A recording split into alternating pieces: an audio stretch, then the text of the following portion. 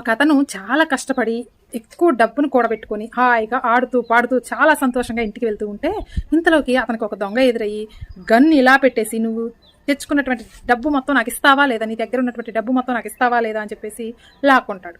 అప్పుడు అతను ఏం చేస్తాడు, సరే ఈ డబ్బు మొత్తం తీసుకుంటే తీసుకున్నారు కానీ నాకు ఈ టోపీ ఉంది కదా, ఈ టోపీకి మీ గన్నుతోటి ఒక హోల్ పెట్టండి, ఎందుకంటే నా వైఫ్ దొంగలు పట్టి తోచుకున్నారంటే నమ్మదు అని చెప్తుంది.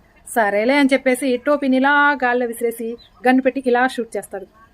తర్వాత ఇచ్చేస్తాడు. తర్వాత ఒక్క నిమిషం అని చెప్పేసి తనకున్నటువంటి షర్ట్ను కూడా తీసి ఈ షర్టుకు కూడా చాలా హోల్స్ పెట్టండి, ఎందుకంటే ఒక్కళ్ళు కాదు ఎక్కువ మంది దొంగలు దోపిడీ చేసి డబ్బు తీసుకెళ్లారని చెప్తాను, లేకపోతే నువ్వు ఇంత పిరికివాడివా అని చెప్పేసి నా భార్య తిడుతుంది అని చెప్తే సరే అని చెప్పేసి ఆ షర్టుకు కూడా చాలా హోల్స్ పెడతాడు. తర్వాత ఒక్క క్షణం అని చెప్పేసి ఇంకొకటి ఏదో అడగపోతూ ఉంటే ఇంకా చాలా ఆపు, నా గన్నులో ఉన్న బుల్లెట్లు మొత్తం అయిపోయాయి అని చెప్తాడు దొంగ.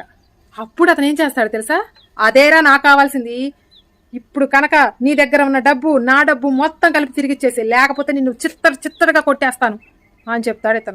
అతను చేసేది ఏం లేక భయపడి అతని దగ్గర ఉన్న డబ్బు మొత్తం ఇతనికి ఇచ్చేస్తాడు. ఇక్కడ మనం తెలుసుకోవాల్సింది ఏంటంటే, మనం ఎటువంటి క్లిష్ట పరిస్థితిలోనైనా సరే ధైర్యం ఒక్కటే కాదు, కొంచెం బుర్రను కూడా వాడండి. ఏమంటారు?